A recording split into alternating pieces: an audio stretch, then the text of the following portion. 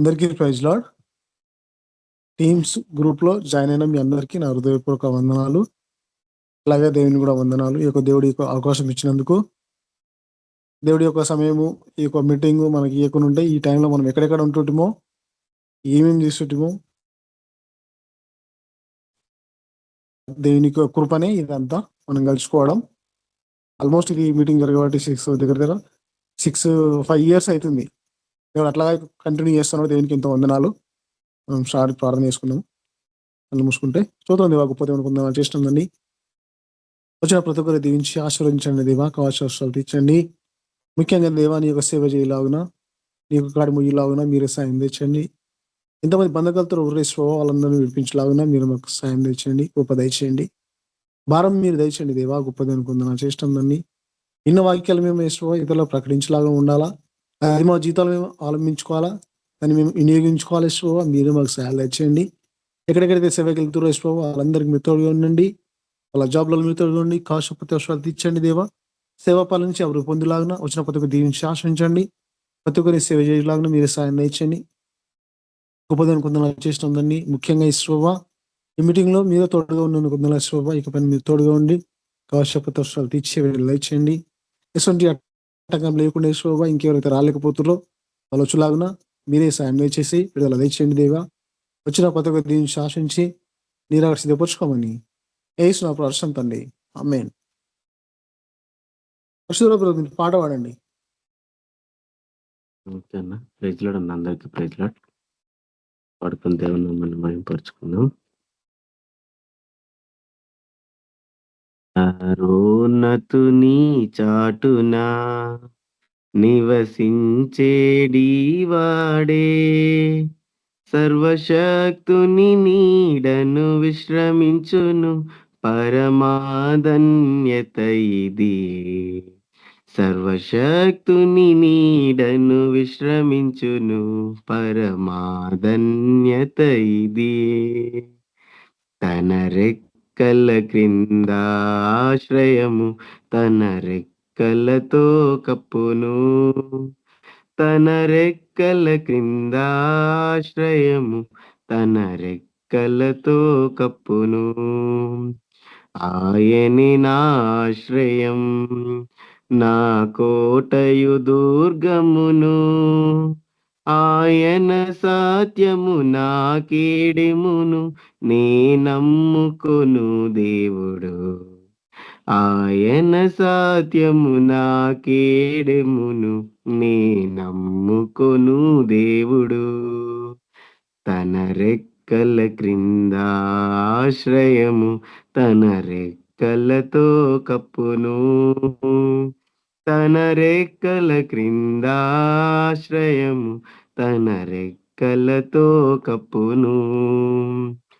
పగటి బాణమునకైనా రాత్రి భయమునకైనా, చీకటిలో తిరుగు తెగులుకైనా నేనేమీ భయపడను. చీకటిలో తిరుగు తెగులుకైనా నేనేమీ భయపడను. తన రెక్కల క్రింద ఆశ్రయము తన రెక్కలతో కప్పును. తన రెక్కల క్రింద ఆశ్రయము తన రెక్కలతో కప్పును. 10,000-10,000 కుడి ప్రక్కను కూలినను, దయచూపు దేవుడు నీకుండ ఆపాయము రాదు. దయచూపు దేవుడు నీకుండ ఆపాయము రాదు. తన రెక్కల క్రింద ఆశ్రయము తన రెక్కలతో కప్పును.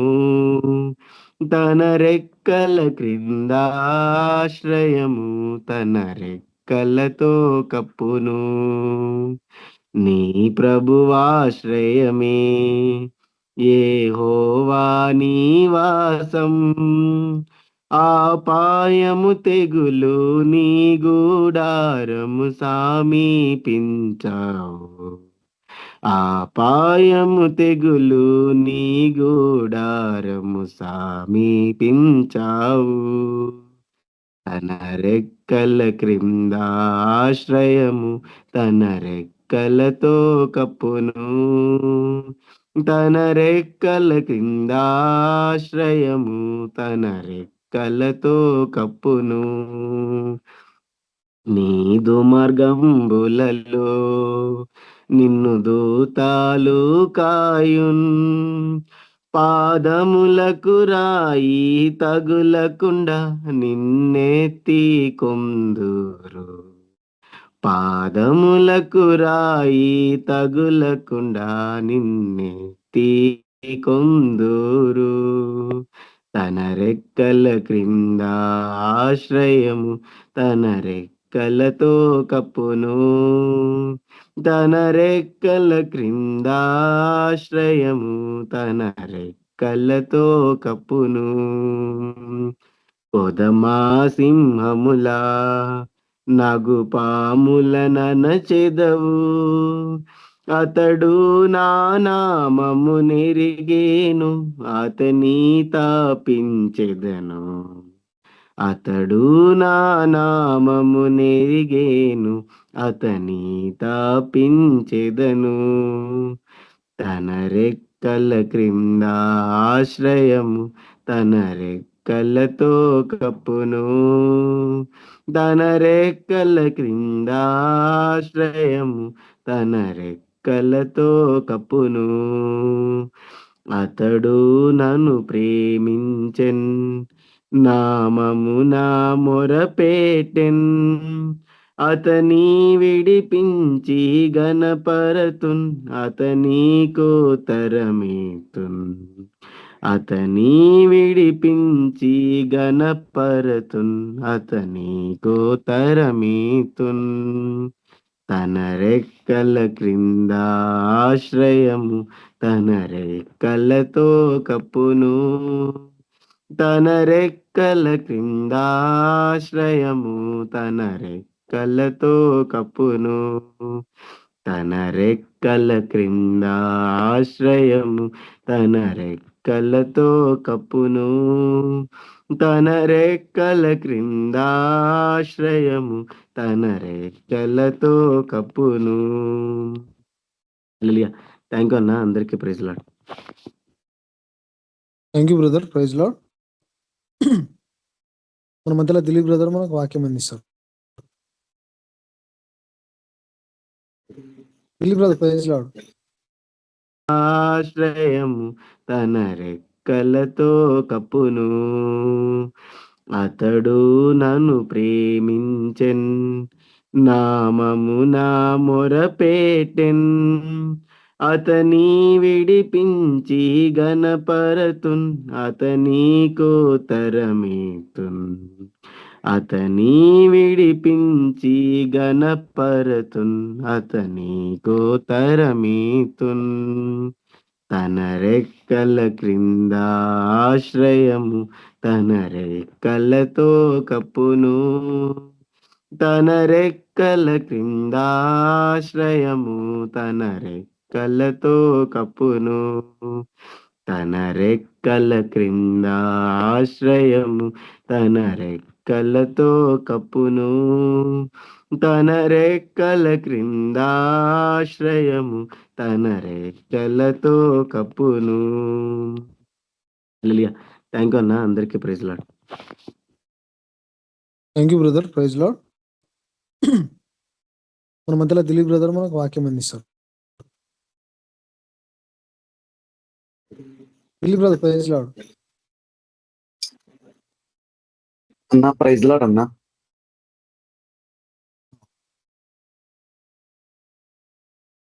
మన ప్రభువును రక్షకుడైన ప్రభువైన యేసుక్రీస్తు నామం పేరిట మీ అందరికీ నా వందనాలు, శుభములు తెలియజేస్తున్నాను. నాకు ఈ అవకాశం ఇచ్చిన జాన్ బ్రదర్ కూడా నా హృదయపూర్వక వందనాలు. దేవుని నామానికే మహిమ కలుగును గాక. మనము ప్రార్థించక ముందు ఈరోజు యొక్క వాక్యంను మనం ధ్యానించుకుందాము. సమూయేలు మొదటి గ్రంథము 2వ అధ్యాయము 3వ వచనము. సమూయేలు మొదటి గ్రంథము 2:3 యెహోవా అనంత జ్ఞానియగు దేవుడు, ఆయనే క్రియలను పరీక్షించువాడు. ఇకను అంత గర్వముగా మాట్లాడకుడి, గర్వపు మాటలు మీ నోట రానియకుడి. ప్రార్థించుకొని ప్రభు యొక్క వాక్యాన్ని ధ్యానించుకుందాము. పరిశుద్ధుడు అయిన తండ్రి, ప్రేమ కలిగిన దేవ, కృపా కనికరము గల తండ్రి, నీకు వందనాలు. జీవం కలిగిన దేవ, నీకే కృతజ్ఞతాస్తుతులు నాయన, స్తోత్రములు చెల్లించుకుంటున్నాము తండ్రి. ఇదిగో నాయన, యొక్క రాత్రికాల సమయంలో ప్రభువ, అయా నీ పాద సన్నిధిలో మేము ఉంటుండగా తండ్రి, పరిశుద్ధాత్ముడ యేసుక్రీస్తు ప్రభువా నాయన, నన్ను నీ యొక్క నూతనమైన పరిశుద్ధాత్మతో నింపి అభిషేకించి అయ్యా తండ్రి నాయన, నీ వాక్యాన్ని ఇక్కడ బోధించుటకు నాయన, ఉపదేశించుటకు తండ్రి, మీ యొక్క ఆత్మ నడిపింపు, ఆత్మ సహాయము నాయన నాకు దయచేయమని ప్రార్థిస్తున్నాను తండ్రి. అయ్యా, మేము వినగలిగిన చెవులు, గ్రహించగలిగిన మనస్సు నాయన మాకు దయచేయండి. మా మనోనేత్రములు విప్పండి, మా హృదయాలు తెరవండి.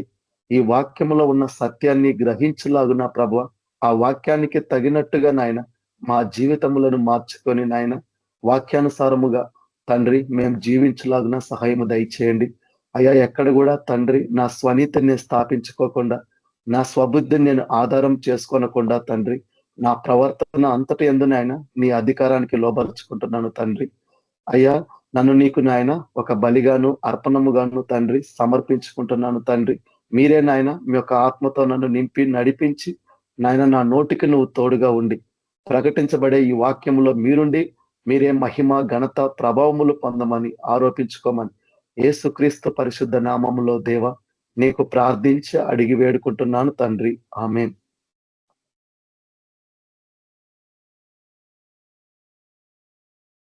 చూడండి, సమూయేలు మొదటి గ్రంథము 2:3 యెహోవా అనంత జ్ఞానియగు దేవుడు, ఆయనే క్రియలను పరీక్షించువాడు. ఇకను అంత గర్వముగా మాట్లాడకుడి, గర్వపు మాటలు మీ నోట రానియకుడి. కాబట్టి మన దేవుడు అనంత జ్ఞానియగు దేవుడు. బుద్ధి జ్ఞానములు అవి ఆయన సర్వ సంపదలు, అవి ఆయనలోనే గుప్తమై ఉన్నాయి.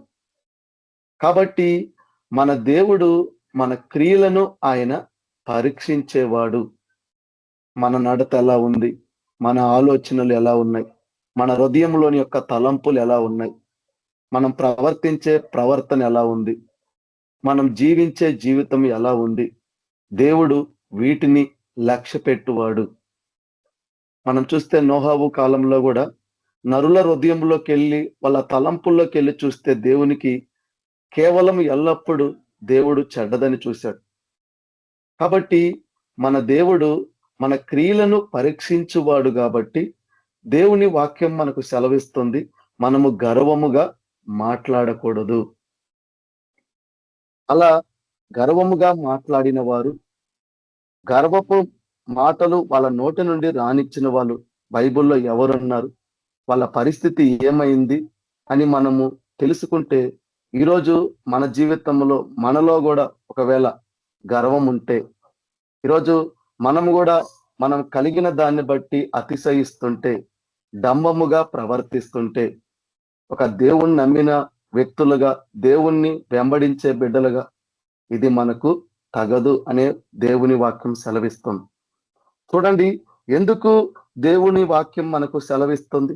గర్వముగా మాట్లాడకండి, మీ నోటిలో నుండి ఎలాంటి గర్వపు మాటలు మీ నోట రానియకండి అని ఎందుకు దేవుని వాక్యం సెలవిస్తుందంటే, సామెతలు 16:18 నాశనమునకు ముందు గర్వము నడుచును, పడిపోవుటకు ముందు అహంకారమైన మనస్సు నడుచును. అంటే ఎప్పుడైతే మన హృదయంలో గర్వం ఉంటుందో, అహంకారం ఉంటుందో, మనల్ని హెచ్చించుకొని అతిశయించేది మనలో ఉంటుందో, అది మన పతనానికి దారి తీస్తుంది అని దేవుని వాక్యం సెలవిస్తుంది. ఒక యేసుక్రీస్తు ప్రభుని నమ్మి పాపాలు ఒప్పుకొని మారుమనసు పొంది బాప్తిస్మం పొంది ఆయనను వెంబడిస్తూ ఆయన కొరకు కనిపెట్టుకునే వారి కొరకు ఇవి ఉండకూడదు. ఎందుకంటే దేవుని వాక్యమే సెలవిస్తుంది, నాశనమునకు ముందు గర్వము నడుచును. పడిపోవుటకు ముందు అహంకారమైన మనసు నడుచును. ఎప్పుడైతే మనం గర్వంగా మాట్లాడతామో, గర్వపు మాటలు మన నోటిలో నుండి రాణిస్తాయో, అది మన పతనానికి అడుగు. మనమే మన పతనాన్ని కొని తెచ్చుకున్నట్టు. అలా బైబిల్లో ఎవరున్నారు అని మనం ఈరోజు చూస్తే, ఈరోజు మన క్రియలను మనం కూడా పరీక్షించుకోవాలా. బైబిల్ వాక్యం ఎప్పుడు సెలవిచ్చేది ఒకటే, మనలను మనం విమర్శించుకుంటే మనము తీర్పు పొందమంట. అదే మనల్ని మనము పాపం లేని వారమని చెప్పుకుంటే మనల్ని మనం మోసపుచ్చుకునే వారిమవుతాము. కాబట్టి ఈరోజు మన క్రియలు ఎలా ఉన్నాయి, మన మాటలు ఎలా ఉన్నాయి అనేది మనం పరీక్షించుకోవడానికే దేవుని వాక్యం సెలవిస్తుంది. చూడండి మొదటిగా దానియేలు గ్రంథము 4వ అధ్యాయము 29వ వచనము. దానియేలు గ్రంథము 4వ అధ్యాయము 29వ వచనంలో, 12 నెలలు గడిచిన పిమ్మట అతడు తన రాజధానియగు బబులోనులోని నగరునందు సంచరించుచుండగా, రాజు బబులోనును, ఈ మహా విశాల పట్టణమును, నా బలాధికారమును, నా ప్రభావ ఘనతను కనబరుచుటకై నా రాజధాని నగరముగా నేను కట్టించినది కాదా అని తనలో తాను అనుకొనెను. అంటే యేసుక్రీస్తు ప్రభు ఒక ఉపమానం చెప్పాడు. ఒక దేవాలయంలోనికి 2 వ్యక్తులు ప్రవేశించి, ఆ 2 వ్యక్తుల యొక్క హృదయ ఆలోచన ఎలా ఉందో మనం చూసాం. ఒకడు పరిసయుడు, ఇంకొక వ్యక్తి సొంకరి. పరిసయుడు దేవుని ఎదుట ఎలాంటి ఆలోచనతో ఉన్నాడు అంటే, నేను వారమునకు 2-3 మార్లు ఉపవాసం ఉన్నాను, నా ఆస్తిలో నేను 10వ వంతు దశంభాగం ఇస్తున్నాను, ఈ లోకములో అన్యాయస్తుల్లాగా, చోరుల్లాగా, ఇదిగో నా ఎదుట నిలబడి ఉన్న ఈ సొంకరిలాగా నేను లేనని తనలో తాను ప్రార్థిస్తున్నాడు. అదే సొంకరి ఎలా ఉన్నాడు? ఆకాశం వైపున్న ఆ దేవుని వైపు చూడడానికి కూడా ధైర్యం చాలక రొమ్ము కొట్టుకొనుకుంటూ, అయ్యా నేను పాపిని అని ఒప్పుకుంటున్నాడు. ఈ 2 ప్రార్థనలు విన్న దేవుడు చివరికి ఇచ్చిన తీర్పేంది? పరిసయుడు కంటే సొంకరే నీతిమంతుడుగా తీర్చబడి ఉన్నాడు. ఇక్కడ బబులోను రాజు నెబ్కద్నెజరు యొక్క ఆలోచన తనలో తానేముంది? ఈ నగరమును, ఈ మహా విశాల పట్టణమైన ఈ బబులోనును నా నామ ప్రభావ ఘనత కొరకు నేను కట్టినది అని తనలో తాను తన మనసున గర్విస్తున్నాడు. ఈరోజు లోకములో దేవుణ్ణి నమ్మిన బిడ్డల్లో, దేవుణ్ణి వెంబడిస్తున్న బిడ్డల్లో, దేవుని సేవ చేసే బిడ్డల్లో అతి ప్రాముఖ్యంగా కనిపించే ఒక గుణము, ఒక లక్షణం ఉందంటే అది గర్వమే. ఇది మీరు ఒప్పుకున్నా ఒప్పుకోకపోయినా దేవుని ఎదుట నిలబడి మాట్లాడించే ఆ సత్యం గల దేవుడు అబద్ధం ఆడడు. మన మాటల్లో, మన ప్రవర్తనలో, మన క్రియల్లో ఖచ్చితంగా అతిశయము, అహంకారము, గర్వము ఉన్నది. ఈరోజు పరిసయుడు తనలో తాను అలా అతిశయించుకున్నాడు, నాలో గర్వం ఉందని అతనికి తెలియట్లా. కానీ తన క్రియలను పరీక్షించువాడు మన జీవము గల దేవుడు కాబట్టి ఆయన అక్కడ సాక్ష్యం ఇస్తున్నాడు. పరిసయుడిని నీతిమంతుడిగా తీర్చలే. ఎందుకు? తనను తాను దేవుని దగ్గర హెచ్చించుకుంటున్నాడే తప్ప తనను తాను ఎక్కడ కూడా దేవుని దగ్గర తగ్గించుకోవట్లే. ఈరోజు లోకంలో చూస్తే ప్రతి ఒక్కరు ఇదే, మేం ప్రయాసపడ్డాము, ఇది మేం కష్టపడ్డాము, మేమిది చేసాము అని మనుషుల మెప్పు కోరుకుంటూ వాళ్ళని గొప్పవారిగా ఎంచుకుంటూ వాళ్ళ నామాన్ని, వాళ్ళ డినామినేషన్ని, వాళ్ళ యొక్క ఉనికిని కాపాడుకుంటూ ఈరోజు మనుషులు ఎదుట ప్రవర్తిస్తున్నారే తప్ప దేవుణ్ణి గణపరిచేవారు ఉన్నారా? ఈరోజు నువ్వు గణపరిస్తే నీ మాటల్లో, నీ వాక్యంలో దేవుడు కనిపిస్తాడే తప్ప నువ్వు కనిపించవు. ఎందుకు? నీ పట్ల, నా పట్ల, ఈ లోకంలో ఉన్న సర్వ జనుల పట్ల ఆయన కృప ఉంది కాబట్టి, ఆయన దయాళుడు కాబట్టి, ఆయన ఈ భూమి మీద ఉన్న మనుషులందరికీ తన కృపను చూపువాడు కాబట్టి, నువ్వు కలిగింది ఏదైనా, నువ్వు చేయగలిగింది ఏదైనా, నీకు ఉన్నది ఏదైనా అది ఆ దేవుని వలన కలిగింది గాని నీ అంతటా నువ్వు ప్రయాసపడి కష్టపడి చేసింది కాదు. అందుకు దేవాలయం దగ్గర ఆ పుట్టినది మొదలుకొని నడవలేని వాడు బాగైనప్పుడు, అయ్యలారా మీరెందుకు మమ్మల్ని చూస్తున్నారు, మేము మీలాంటి వాళ్ళమే కదా,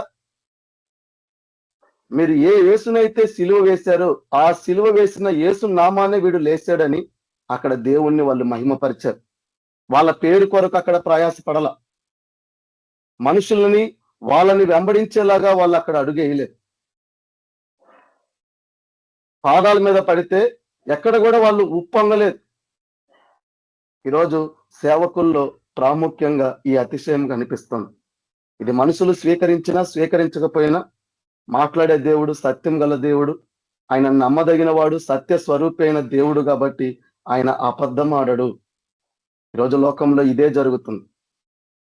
చూడండి, నెబుకద్నెజరు ఏమని ఆలోచిస్తున్నాడు, నా ప్రభావ ఘనత కనబరుచుటకై నా రాజధాని నగరముగా నేను కట్టించినది కాదా అని తనలో తాను అనుకుంటున్నాడు. అంటే గర్వం ఎక్కడుంది? హృదయములో ఉంది. ఆలోచన ఎక్కడ జరుగుతుంది? మైండ్లో జరుగుతుంది.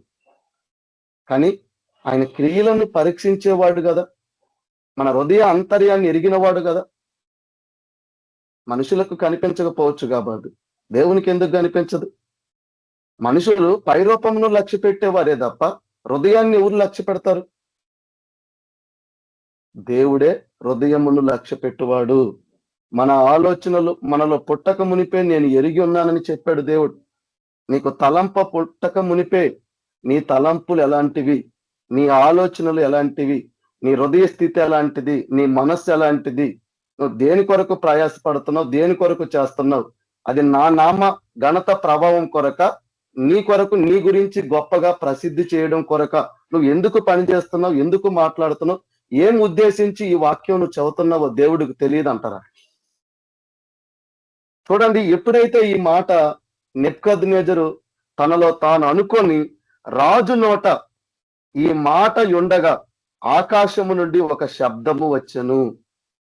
అంటే ఆ గర్వము హృదయములో కలిగిందో లేదో, తనలో తాను ఆ అతిశయము కలిగిందో లేదో, ఆ మాట తన నోటిలో వచ్చిందో లేదో, వెంటనే ఎక్కడి నుండి జవాబు వస్తుంది? దేవుని నుండి. ఈరోజు మనం ఎన్ని గర్వపు మాటలు మాట్లాడుతున్నాం, ఎంత అహంకారంగా మనం నడుచుకుంటున్నాం, ఎంత డాంబికంగా ప్రవర్తిస్తున్నాం.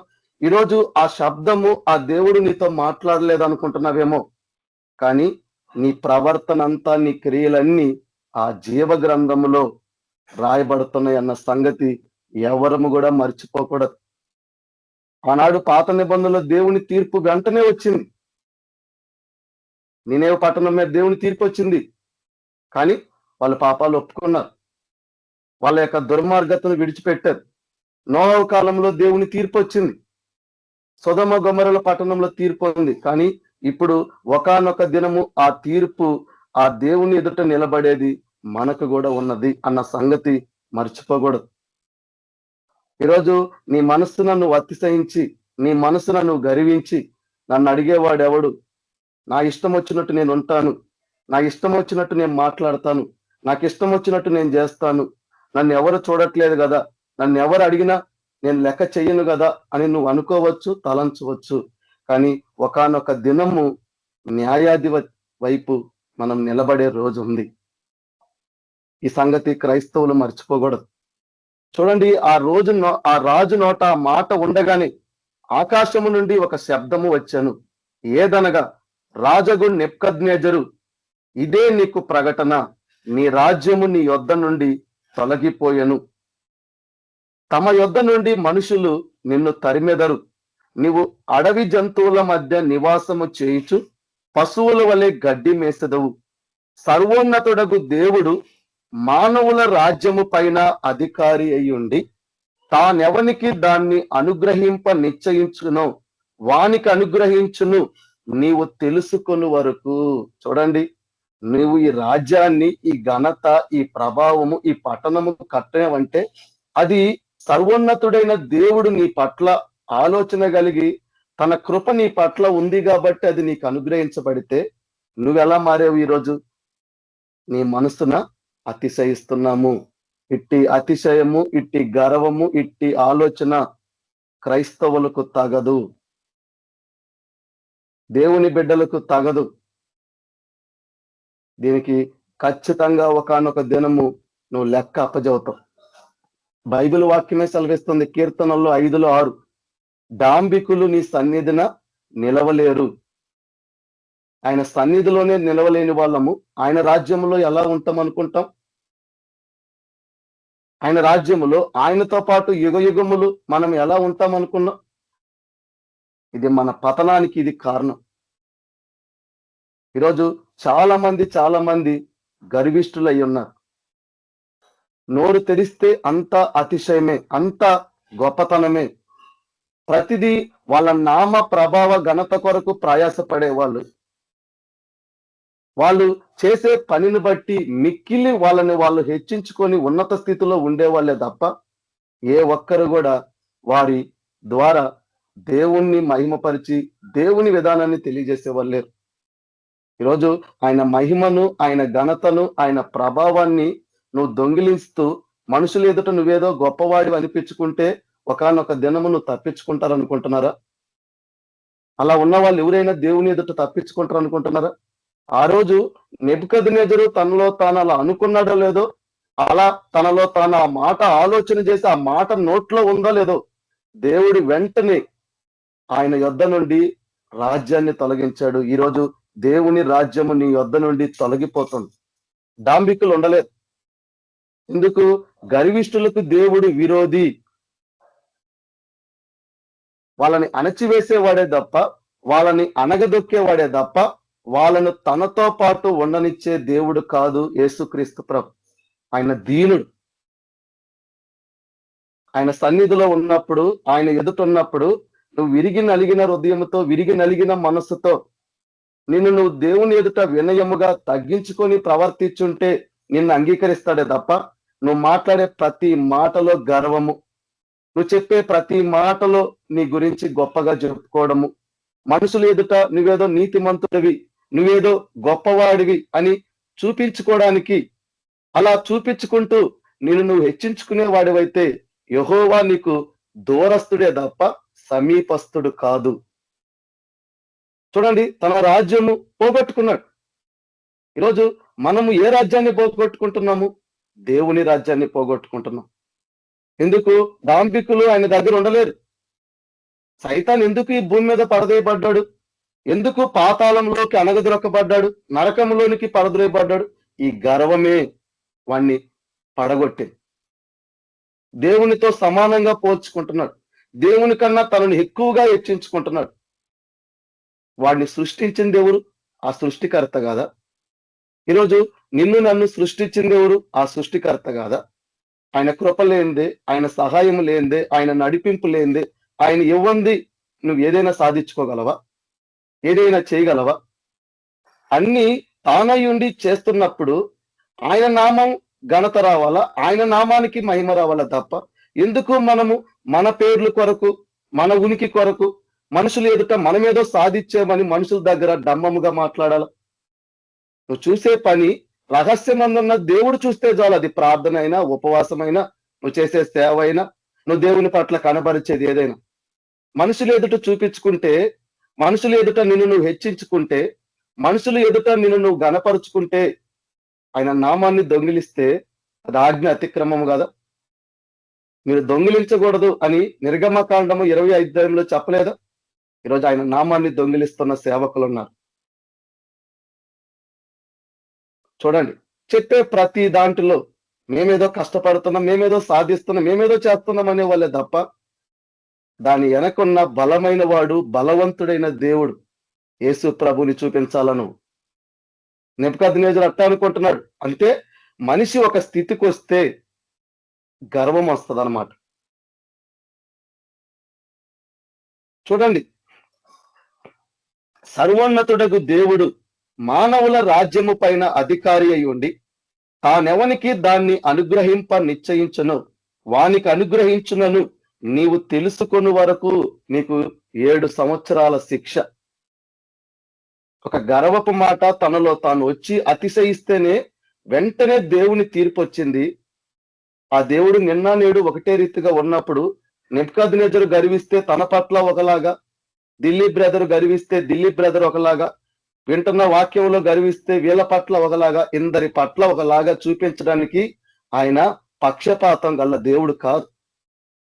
వీడు నా డినామినేషన్ వాడే, వీడు నా కులం వాడే, వీడు నా మతం వాడే. కులము మతము ఈ లోకంలో ఉండే మనుషులు వాళ్ళ పాపాలు మోసి కప్పిపుస్తారు, కానీ ఆయన తీర్పు అట్లా ఉండదు. నువ్వు నిర్దోషిగా దేవుని ఎదుట కనబడేలాగా ప్రయాసపడాలి అంతే తప్ప నీలో గర్వం ఉంటే. పరిసయుడు ఆయనకు సంబంధించిన వాడే, సుంకరి ఆయనకు సంబంధించిన వాడు కాడు. పరిసయుడు ఎవరు? బోధించేవాడు కదా, నమ్మినవాడు కాబట్టి 10వ వంతు దశం భాగం ఇస్తున్నా, ఉపవాసం ఉన్నా, ఏది చేస్తున్నా గాని దేవుడు అక్కడ తనని ఎక్కడ అంగీకరించాడు? అంగీకరించే దేవుడైతే తనను నీతిమంతుడిగా తీర్చేవాడు కదా, అని తీర్చలేదు. ఆ గడియలోనే అలాగున నెబుకద్నెజరుకు సంభవించెను. మానవుల నుండి అతను తరిమిరి, అతడు పశువుల వలె గడ్డి మేసెను. ఆకాశపు మంచు అతని దేహమునకు తడపగా అతని తల వెంట్రుకలు పక్షిరాజు రెక్కల ఈకల వంటివి, అతని గోళ్ళు పక్షుల గోళ్ళు వంటివి అయ్యను. ఎందుకు ఈ స్థితి నెబుకద్నెజరుకు వచ్చిందంటే మనస్సున గర్వించి, హృదయాన్ని గర్వించి, తను కలిగి ఉన్న దాన్ని చూసి ఉప్పొంగి, ఇది తన పతనానికి కారణం. ఇతను ఒక అన్యుడు, దేవుని నామాన్ని ఎరగనివాడు, సరే దేవుని గురించి తెలియనివాడు. నువ్వు రాజువై ఉండొచ్చు, నువ్వు ఎవరివై ఉండొచ్చు, కానీ ఈ మానవులందరికీ, ఈ మానవుల రాజ్యముల అన్నిటి మీద అసలైన అధికారి యేసుక్రీస్తు ప్రభువే. ఆయన నీ కృపనివ్వకపోతే నువ్వు రాజువుగాలేవు. ఆయన నీ కృపనివ్వకపోతే నువ్వు ఎవరు? ఈ లోకంలో ఏ పదవిలో ఉన్న వ్యక్తివైనా అది అక్కడ డిసైడ్ అవుతుంది. ఆయన కృప నీ పట్ల ఉంది కాబట్టి నువ్వు అయినవు. కానీ మనుషులు ఏం చేస్తున్నారు? వాళ్ళని వాళ్ళు చూసుకుంటున్నారు. చూడండి ఇంకొక వాక్యము, ఇతనంటే దేవుణ్ణి ఎరగని వాడు. చూడండి, దేవుణ్ణి ఎరిగిన వాడు. 2వ దినవృత్తాంతములు 32వ అధ్యాయము 24వ వచనము చూడండి. 2వ దినవృత్తాంతములు 32వ అధ్యాయము 23వ వచనము. అనేకులు యెరూషలేములో యెహోవాకు అర్పణలను, యూదా రాజైన హిజ్కియాకు కానుకలను తెచ్చి ఉంచిరి. అందువలన అతడు అప్పటి నుండి సకల జనముల దృష్టికి ఘనత నొందిన వాడాయను. ఎవరు? రాజైన హిజ్కియా. యథార్థంగా నడుచుకున్నవాడు. మంచిగా ఉంది సాక్ష్యం. దేవుడు ఏం చేశాడు? సకల జనముల దృష్టికి మంచి ఘనతనిచ్చాడు. మనం చూస్తే నెబుకద్నెజరు కూడా ఆ బబులోను మహాపట్టణానికి ఆయన రాజుగా మారాడు. ఆ ఘనత అది ఎవరి వల్ల కలిగింది? దేవుని బట్టి కలిగింది. ఆ లెవెల్కి వచ్చినాకనే ఆయనలో ఏం మొదలైంది? గర్వం మొదలైంది. కాబట్టి జంతువులాగా మారి 7 సంవత్సరాలు శిక్ష అనుభవించుకొని తన రాజ్యాన్ని పోగొట్టుకోవాల్సి వచ్చింది. ఎందుకు? నాశనానికి ముందు ఏం నడుస్తుందని చెప్పాడు? గర్వం నడుస్తుంది అన్నాడు. ఒక వ్యక్తి పడిపోవాలంటే ఆ వ్యక్తి అహంకారంగా మాట్లాడితే చాలు, వాడి పతనం ఆ రోజుతోటి అవుతుంది. ఇది సత్యం, బైబిల్ అబద్ధం చెప్పదు. ఇలా ఈ రోజు ఒక మాట, రేపు ఒక మాట, ఎల్లుండి ఒక మాట మార్చేదానికి ఆయన మనలాంటి నరుడు కాడు. ఈ వాక్య ప్రకారంగా ఉన్నవాడు బాగానే ఉంటాడు. తిమోతి రాసిన పత్రికలో అంటాడు కదా, గర్వాంధులు అంత్య దినముల్లో ఉన్నారు. ఆనాడు వెంటనే శిక్ష వచ్చింది మానవుల పైన, గర్వించిన వాళ్ళ పైన. ఈరోజు చాలా మంది మాకు శిక్ష లేదనుకుంటున్నారు, కానీ ఒకానొక దినము నీకు తీర్పు ఉంది. ఒకానొక దినము నువ్వు దేవుని ఎదుట నిలబడే రోజు ఉంది. నీ క్రియలను పరీక్షిస్తాడే తప్ప నీ భక్తిని చూడడు దేవుడు. యోబుని నా యందు భయభక్తులు గలవాడని చెప్పి సాక్ష్యం ఇవ్వాల. చెడుతనాన్ని విడిచిపెట్టిన వాడు న్యాయముగా నడుచుకున్నవాడు, యథార్థంగా ఉన్నవాడు, ఇన్ని చెప్పాడు దేవుడు. ఈరోజు చెడుతనమే కదా గర్వం అంటే. మంచితనం ఎట్లా అవుతుంది? గర్వంగా మాట్లాడుతున్నావంటే, గర్వంగా నువ్వు ప్రవర్తిస్తున్నావంటే, అహంకారంతో ఉన్నవంటే అది మంచితనం ఎట్లా అవుతుంది? నీలో వెలుగుంటే వెలుగు ఫలం ఏంది? మంచితనం. సాతానుల్లో ఉన్న గుణము నీలో ఉంటే, నాలో ఉంటే నువ్వు దేవుని సంబంధిగా ఎట్లా అవుతావు? చూడండి, ఈ హిజ్కియా ఏం చేశాడు? 32 అధ్యాయం 24 వచనము, 2వ దినవృత్తాంతములు. ఆ దినములలో హిజ్కియా రోగి అయి మరణ దశలో ఉండెను. అతడు యెహోవాకు మొరపెట్టగా ఆయన అతనికి తన చిత్తమును తెలియపరిచి అతనికి సూచన ఒకటి దయచేసెను. అయితే హిజ్కియా మనస్సున గర్వించి, ఎందుకు? ఘనత వస్తే గర్వం అన్నమాట. యేసుప్రభు దగ్గరికి శిష్యులు వచ్చి, అయ్యా మా నామంలో దెయ్యాలు పోతుంటే వీళ్ళెక్కడ గర్విష్ఠులు అవుతారు, వీళ్ళెక్కడ అహంకారులు అవుతారు, వీళ్ళెక్కడ వాళ్ళని హెచ్చించుకొని అతిశయిస్తారో, అయ్యా దెయ్యాలు ఎల్లగొడుతున్న దాన్ని బట్టి కాదయ్యా, జీవ గ్రంథంలో మీ పేర్లు రాసిన దాన్ని బట్టి మీరు ఆనందించండి, సంతోషించండి. మీ ద్వారా ఏదో జరుగుతుంది అనుకుంటే మీరు ఉప్పొంగితే ఏమైపోతారు? పాతాళంలోకి అనగదొక్కబడతారు. పరలోక రాజ్యంలో మాలో ఎవడు గొప్పవాడు, మేము మాలో ఎవడు గొప్పవాడు అని ఒకళ్ళు హెచ్చింపు వస్తే, అయ్యా మీలో ఎవడు గొప్పవాడు కాదు, అదిగో ఆ బిడ్డల్లాగా మార్పు నొంది ఆ బిడ్డల వంటి మనసు గలివారైతే మీరు గొప్పోళ్ళయ్యా. ఎందుకు? ఈ మనసున గర్వం ఆటోమేటిక్ గా యాక్టివేట్ అయిపోతుంది మనుషుల్లో. కొంచెం జరిగితే చాలు, కొంచెం మన ద్వారా ఏదన్నా జరిగితే చాలు, దానికి ₹1/2 దాన్ని ₹100, ₹1000, ₹1,00,000 దాకా పోర్ట్రేట్ చేసుకుంటాం. దాన్ని వదిలిపెట్టం ఇంకా. ఎందుకు? మనుషుల ఎదుట మనమేదో సాధించిన వాళ్ళలాగా, మనమేదో నీతిమంతుల్లాగా, మనమేదో కష్టపడే వాళ్ళలాగా, ఎవరు చేయనట్టు నేనేదో చేసిన వాళ్ళలాగా మనల్ని మనం దేవుని ఎదుట మన యొక్క విధానాన్ని చూపించుకుంటాం. మంచిదే, పరిసయ్యుడు కూడా అలానే చూపించుకున్నాడు. కానీ దేవుడు అంగీకరించలేదే, దేవుడికి నచ్చలేదే. అది ఉపవాసం ఇచ్చింది నచ్చలేదే, ఉపవాసం ఉన్నది నచ్చలేదే, దశమ భాగం ఇచ్చింది నచ్చలేదే, అంతా బాగున్నాడే. కానీ పులిసిన పిండి కొంచెం ఉంటే ముద్దంతా పాడు చేస్తుందనే సంగతి పరిసయ్యుడు మర్చిపోయాడు. నేను దేవుని ఎదుట దీనుడుగా ఉండాలా, వినయముగా ఉండాలా, యథార్థంగా ఉండాలా. కానీ దేవుని కాడ నేను ఎలా ఉన్నాను? నన్ను నేను హెచ్చించుకుంటున్నాను. నన్ను నేను హెచ్చించుకుంటే మంచిదే.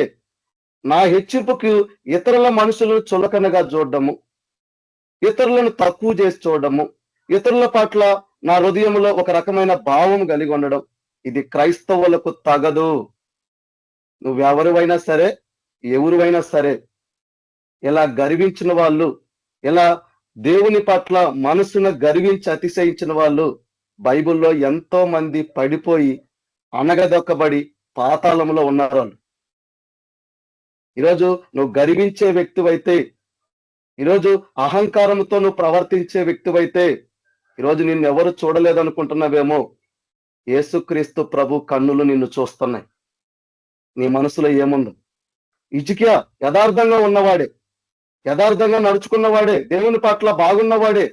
ఎప్పుడైతే ఘనత వచ్చిందో మనసుని ఏమొచ్చిందంట? గర్వం వచ్చింది. అవసరమా క్రైస్తవులకి ఇది? నీ ద్వారా ఏదైనా కొన్ని జరిగితే చాలు, కొన్ని ఏమన్నా నువ్వు చేస్తే చాలు, అంతగా చెప్పుకోవడం నీకు అవసరమా?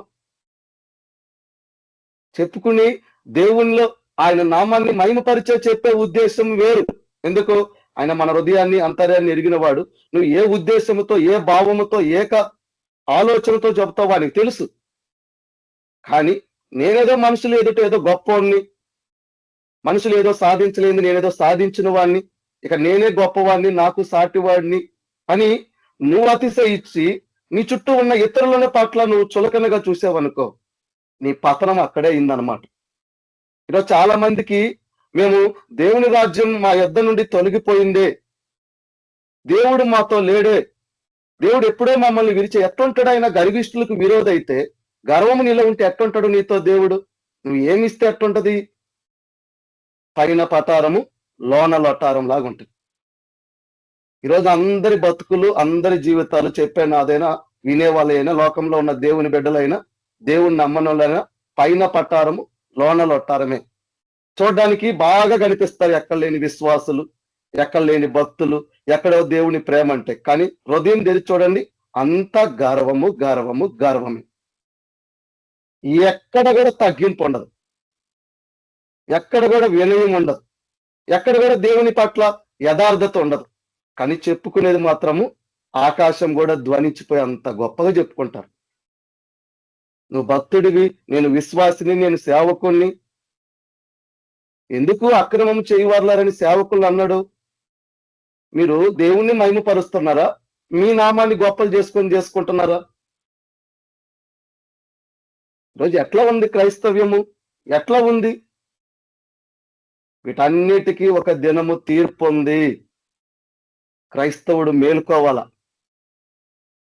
నేను ఇలానే ఉంటాను, నా మనసుని ఇట్లానే గర్విస్తాను, ఇట్లానే నేను ఆలోచిస్తాను, ఇట్లానే నన్ను నేను హెచ్చించుకుంటాను అనుకుంటున్నావేమో. నువ్వు పాతాళంలో ఉన్నావని గుర్తెరగాల. ఎందుకు? నువ్వు చనిపోతే వెళ్ళేది అక్కడికే కాబట్టి. ఎందుకు?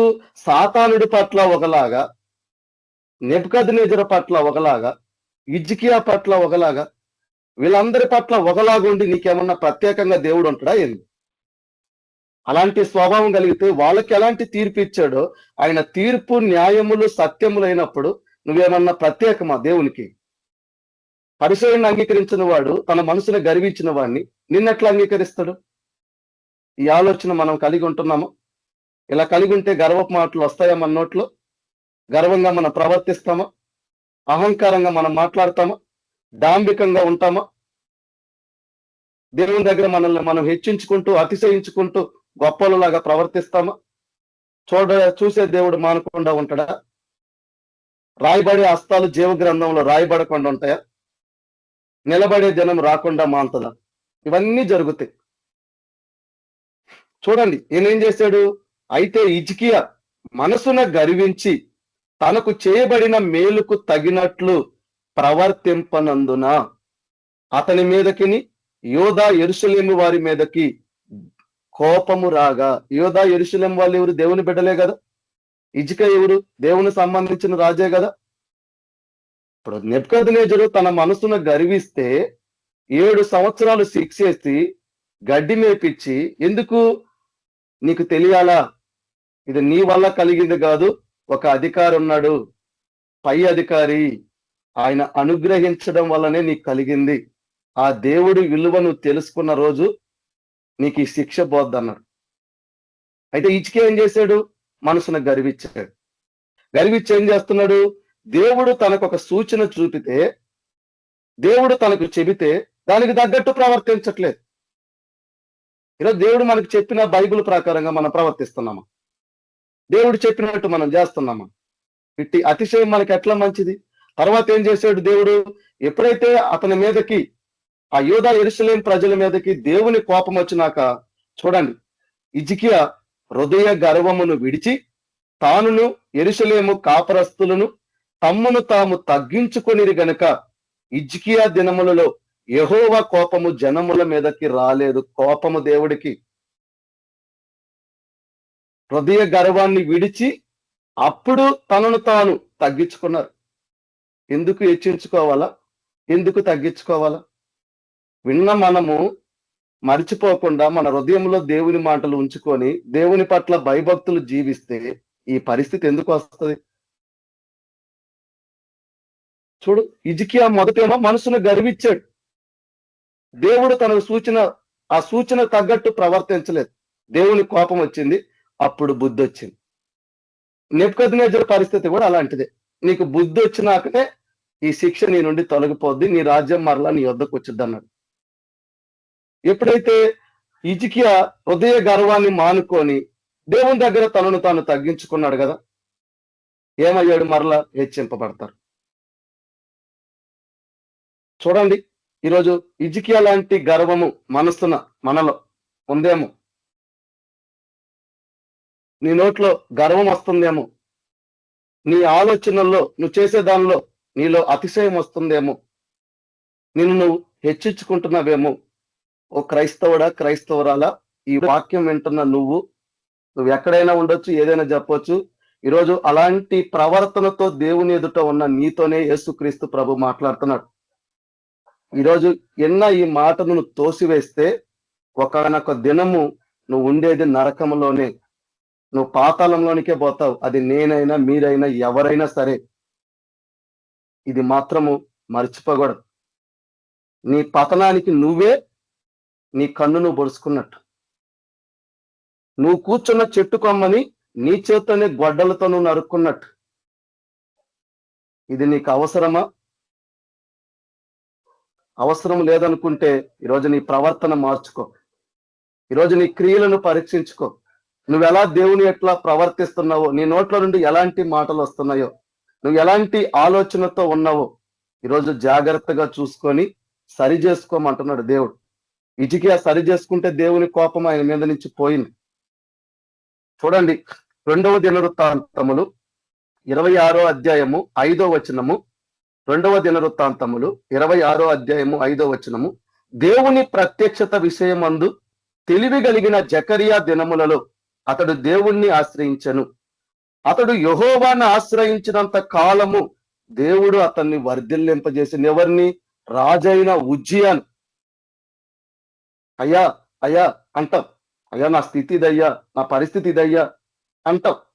ఆయన దీనులకు కృప ఇచ్చేవాడు కాబట్టి, మొదట నీ లేని స్థితిలో నువ్వు దీనత్వాన్ని కనబరిచావు కాబట్టి ఆయన కృపిస్తాడు. నువ్వు గొప్పవాడు అవుతావు, వర్ధిల్లుతావు.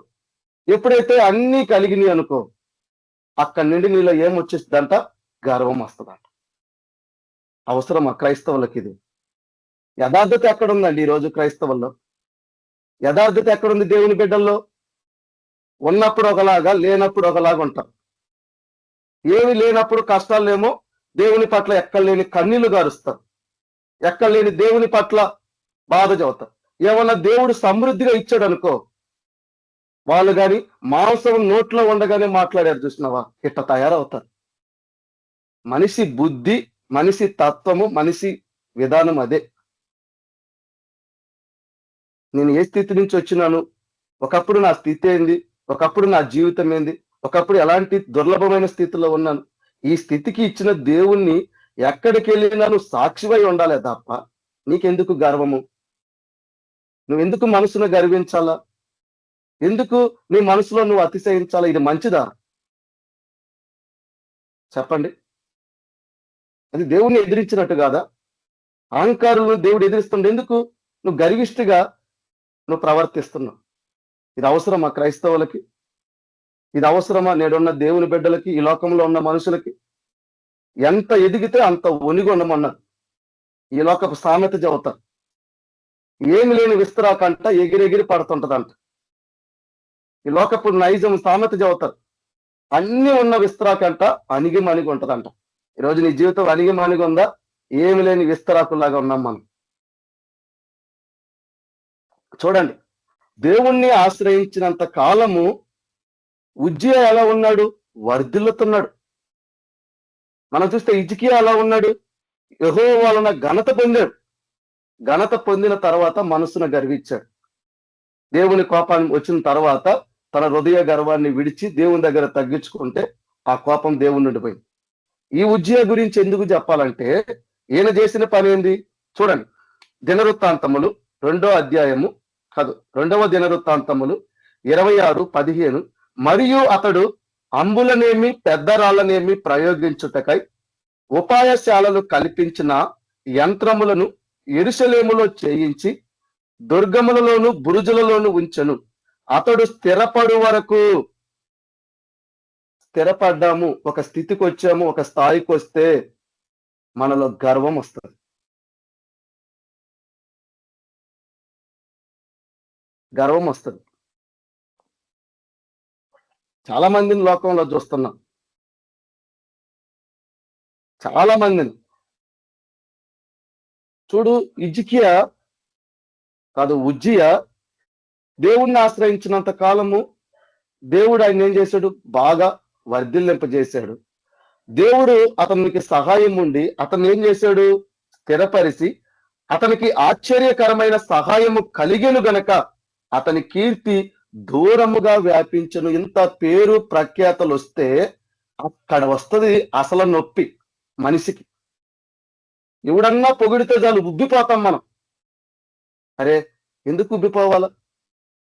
నాకు జ్ఞానం లేదే, నాకు తెలివి లేదే, నేను పనికిరాని వాడిని. ఈరోజు పనికొచ్చానంటే ఆ పాత్రగా వాడుకున్న దేవుడు కదా. కొంతమంది ఏం చేస్తారు, ఎక్కడికన్నా వెళితే మన గురించి కొన్ని గొప్ప మాటలు చెబుతాడు. అలాంటి వాళ్ళకు బహుదూరంగా ఉండాలి. మనల్ని పొగిడే వాళ్ళు, మనల్ని హెచ్చించే వాళ్ళు, వాళ్ళ మాటలు విని మనం మురిసిపోతే మన రివర్స్ అయిపోద్ది, మన బతుకులు తలకిందులు అయిపోతాయి. అందుకు వాళ్ళకు దూరంగా ఉండాలి. ఇంకా మనలో ఉన్న తప్పులు చూపిస్తూ, మనలో ఏదైనా దేవునికి వ్యతిరేకమైన కనిపెట్టే వాళ్ళతో ఇంకా సహవాసం చేయాలి. ఎందుకు? వాళ్ళ వల్ల మన పరిస్థితి బాగవుతుంది. మన పక్కనే ఉంటూ మన భజనే చేస్తూ ఏది చేసినా నువ్వు కరెక్ట్ అనే వాడితో సహవాసం చేస్తే ఒక రోజు నీ యొక్క రోలు తలకిందులయ్యే రోజు వస్తుంది అనమాట. అదే మనతో ఉండి కూడా మన తప్పులు చూపిస్తూ మనల్ని చెప్పే వాళ్ళు ఉంటే ఒక టైం కాకపోయినా ఒక టైం అయినా ఆ మాట మనం ఆలోచించి గ్రహించుకొని దేవుని దగ్గర అడిగి సరి చేసుకుంటాం. పొగిడే వాళ్ళు అవసరమా? మన తప్పులు చూసి మనల్ని చెప్పే వాళ్ళు అవసరమా? ఈరోజు పొగిడే వాళ్ళని కోరుకుంటారే తప్ప నాకు వ్యతిరేకంగా మాట్లాడడానికి నువ్వెవడివి? నీ స్థాయి ఎక్కడ, నా స్థాయి ఎక్కడ? నీ అనుభవం ఎక్కడ, నా అనుభవం ఎక్కడ? ఇది మనసున గర్వించడం అంటే ఇదే పడిపోవడానికి, పతనం అవడానికి కారణం. నీ స్థాయిల గురించి మాట్లాడడానికి ఆయన అధికారుల కల్లా పై అధికారి, సర్వాధికారి. మాట్లాడాలనుకుంటే నోరు లేని గాడిదతో కూడా మాట్లాడి బుద్ధి చెబుతాడు. స్థాయిల గురించి, నీ అనుభవాల గురించి, వీటి గురించి ఉంటే నీ మనసులో నువ్వు గర్వించిన వాడివి, నీ మనసున గర్వించి నువ్వు చెడిపోయినోళ్ళే తప్ప మంచోళ్ళు కాదు. అతిశయము మంచిది కాదు. హెచ్చించి చేసుకునే జీవితం అస్సలు మంచిది కాదు. అది మనకు దూరం అవును గాక.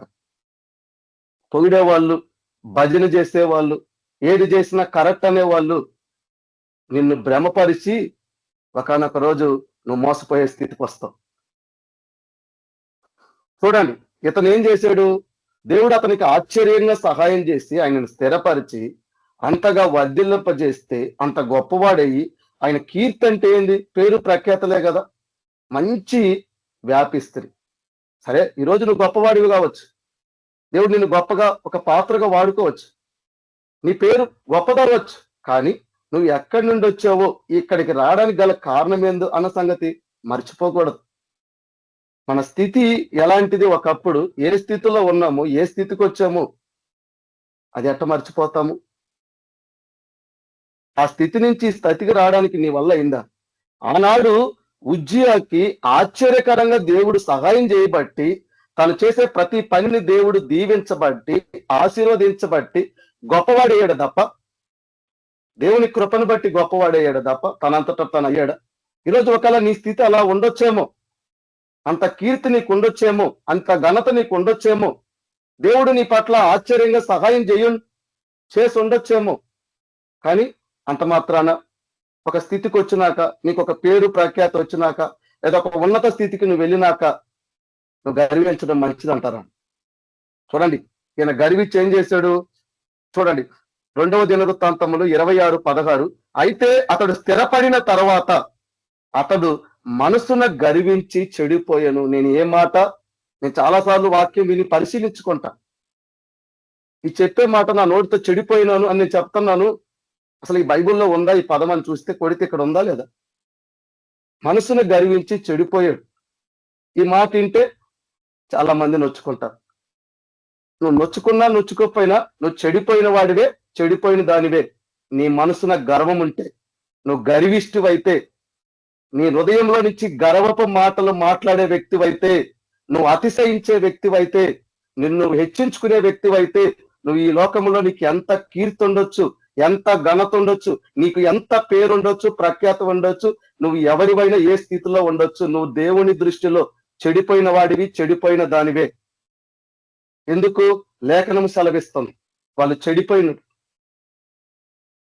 ఈరోజు నీ స్థితికి ఈ మాట నీకు అంగీకారంగా ఉండొచ్చు, ఉండకపోవచ్చు, కానీ మాట్లాడే దేవుడు జీవం గల దేవుడు. చదువుతున్నాడు ఉజ్జియాతోటి. అతడు స్థిరపడిన తర్వాత ఏం చేశాడు? తన మనసును గర్వించి చెడిపోయాడు. ఎందుకు? ఇంత కీర్తి వచ్చింది, ఇంత వర్ధిల్లం చేశాడు దేవుడు, ఎంతగా దేవుడు సహాయం చేశాడు, నాకు ఇంత స్థితినిస్తే నమ్మకంగా జీవించు దేవునికి, కృతజ్ఞతగా జీవించు దేవునికి, ఇంకా అంత స్థితి ఇచ్చిన దేవుని కొరకు నీ జీవితం ఇంకా ప్రయాసపడు. అంతే తప్ప గర్వించి చెడిపోవడం ఏందండి? ఈరోజు సేవకులు పడిపోయిన వాళ్ళు లేరా? చూడండి, ఆయన చెడిపోయిన తర్వాత అంటున్నాడు, అతడు ధూపపీఠము మీద ధూపము వేయుటకై యెహోవా మందిరములో ప్రవేశించి తన దేవుడైన యెహోవా మీద ద్రోహము చేయగా. ఎంత అన్యాయము! ఈరోజు నిన్ను ఒక స్థితికి దేవుడు తీసుకొచ్చి నీ ద్వారా ఏది చేస్తే నువ్వేం చేస్తున్నావు? ఆయనకి మహిమ రావాలా, ఆయనకు ఘనత రావాలా, నువ్వు చేసే పనుల వల్ల, నువ్వు చేసే పరిచర్య వల్ల, నీ క్రియల వల్ల, నీ జీవితం వల్ల దేవునికి మహిమ రావాల్సింది ఈరోజు దొంగిలిచ్చి నమ్మిన దేవుడికి యూదా లాంటి ఇస్కరేతు దొంగలు ఈరోజు వెన్నుపోటు పొడుస్తున్నారు. నువ్వు గర్వించిన వ్యక్తి అయితే నువ్వు దేవునికి వెన్నుపోటు పొడిచిన వాడివి, వెన్నుపోటు పొడిచిన దానివి. ఈరోజు అహంకారంతో ఉన్నవాడివైతే, అతిశయంగా ఉన్నవాడివైతే, అతిశయంగా ఉన్నదానివైతే, గర్వించే దానివైతే, గర్వంగా నువ్వు నడుచుకున్న దానివైతే ఈరోజు నీ పేరు కొరకు ఈరోజు నువ్వు ప్రయాస పడేవాడివైతే నువ్వు నమ్మిన దేవుడికి మోసం చేసిన ఒక ఇస్కరియోతు లాంటి దొంగవి. దేవునికి మహిమను, దేవుని ఘనతను దొంగిలించడానికి నువ్వెవడివి? ఈరోజు ఆయన కృప లేకుండా, ఆయన ఆత్మ నడిపింపు లేకుండా, ఆ పరిశుద్ధాత్ముడు ఆ వరాలు ఇవ్వకుండా, ఈ లోకంలో ఆయన మన పట్ల జ్ఞానం ఇవ్వకుండా, తెలివినివ్వకుండా, ఆయన మన పట్ల సహాయం చేయకుండా ఏదైనా జరుగుతుందా? చెప్పండి. అన్ని ఆయన చేస్తుంటే, అన్ని ఆయన సమకూరుస్తుంటే, అంత కీర్తి, మహిమ, ఘనత అన్ని నీకు ఇస్తుంటే ఈరోజు నువ్వు మనసును గర్వించి చెడిపోతున్నావు, గర్వంగా మాట్లాడుతున్నావు, గర్వంగా దేవుని ఎదుట నడుచుకుంటున్నావు. ఇది తగునా అంటున్నాడు. వింటున్న వాక్యం వింటున్న వాళ్ళతోటి, చెబుతున్న నాతోటి, ఈ లోకంలో ఉన్న ప్రతి ఒక్కరితో, ఇది మీకు తగునా? ఇట్టి అతిశయము, ఇట్టి గర్వము, ఇట్టి అహంకారము, ఇలా మనసును గర్వించడము, ఇది మీకు తగునా? చూడండి ఏం చేశాడు అతను, ఏం చేశాడు దేవునికి ద్రోహం అంటే, యాజకుడైన అజర్యాయు, అతనితో కూడా ధైర్యవంతులైన యెహోవా యాజకులు 8 మంది అతని వెంబడి లోపలికి పోయిరి. వారు రాజైన ఉజ్జియాను ఎదిరించి, ఉజ్జియా, యెహోవా ధూపము వేయుటకై ప్రతిష్ఠించబడిన అహరోను సంతతి వారైన యాజకుల పనియే గాని నీ పని కాదు, నీ పని కాని పని నువ్వెందుకు చేస్తున్నావు? అంటే నేను ఏదైనా చేస్తాను, ఏదైనా చెప్తాను, ఏదైనా అంటాను, నన్ను అనేవాడు ఎవడు? నా ఇష్టం అంటావా? తనకి ఇష్టం వచ్చినట్టు జీవిత కాలము జీవించిన ఆ అబ్రహాము కుమారుడైన ధనవంతుడు ఎక్కడున్నాడు? పోయి పాతాళములో పోయి బాధపడుతున్నాడు. దేవుని ఎదుట తను తాను ఎడిచించుకొని నీతిమంతుడిగా తీర్చబడకుండా ఉన్న ఆ పాపి అయిన పరిసయుడు ఎక్కడున్నాడు?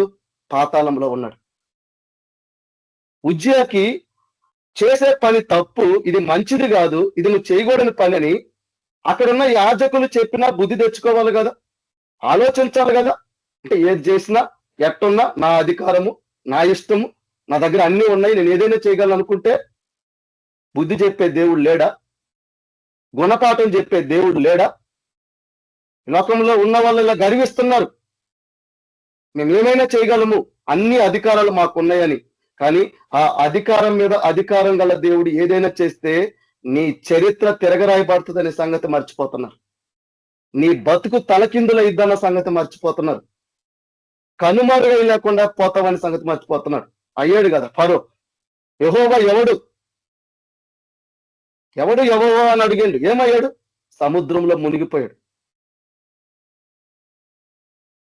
చూడండి, దేవుడు అంటున్నాడు ఉజ్జియాకి, అయ్యా ఇది నీ పని కాదు, పరిశుద్ధుల స్థలములో నుండి బయటకు పొమ్ము, నీవు ద్రోహము చేసి ఉన్నావు, దేవుడైన యెహోవా సన్నిధిని, ఇది ఇది నీకు ఘనత కలగజేయదని చెప్పగా వాళ్ళు చెబుతున్నారు, అయ్యా నువ్వు చేసేది చాలా ద్రోహకార్యం అయ్యా, ఈ పని చేయడానికి దేవుడు కొంతమందిని ఏర్పరచుకున్నారు, ఇది వాళ్ళు చేసే పనే తప్ప నువ్వు చేసే పని కాదయ్యా, నువ్వు దేవునికి ద్రోహం చేస్తున్నావు, దేవుని మాటను ధిక్కరిస్తున్నావు.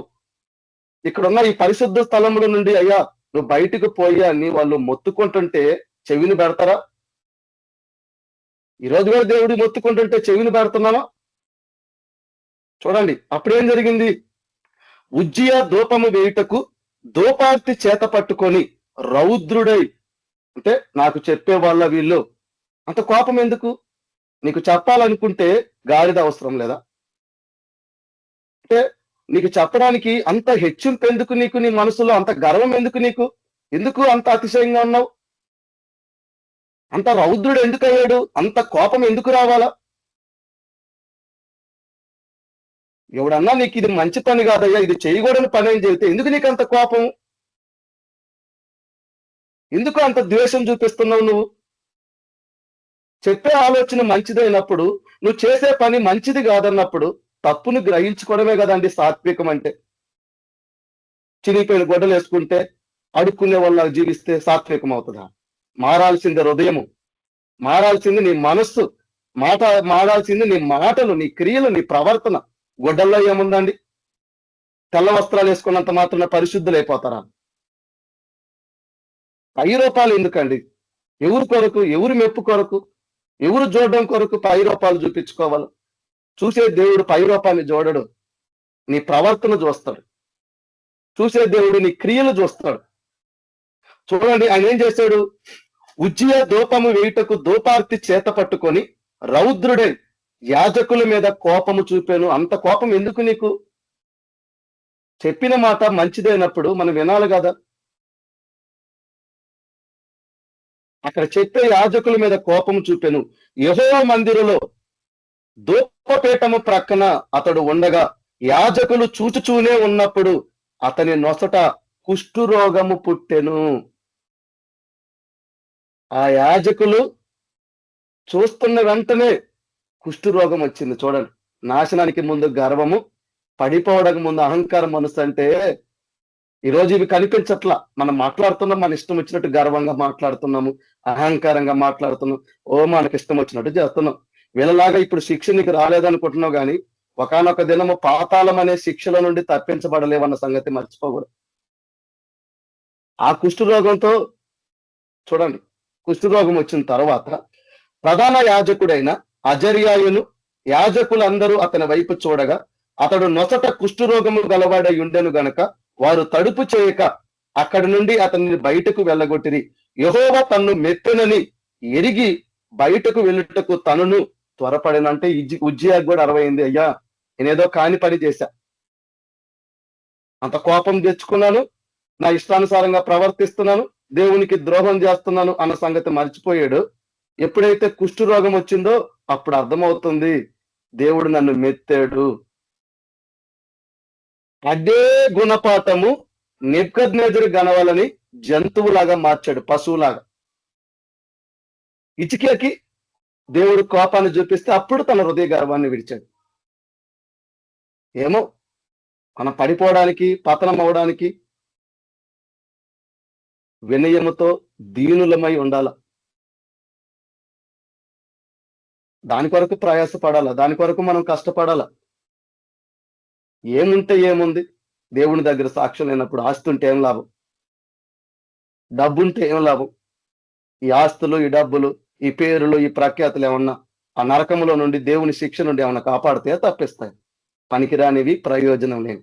కానీ వాటిని చూసి ఈరోజు మనిషి గర్వించి అహంకారంతో నెత్తిని పెట్టుకొని ఇతరులను చిన్న చూపు చూస్తూ, ఇతరులను చులకన చూస్తూ, నా ఇష్టము, నేను ఏదైనా చేయగలనని ఈరోజు మానవుడు జీవిస్తున్నాడు. చూడండి లాస్ట్ వాక్యము, దేవుడి యొక్క చిన్న మాట చెప్పి నేను ముగిస్తాను. చూడండి 2వ దినవృత్తాంతములు 32వ అధ్యాయము 13వ వచనము.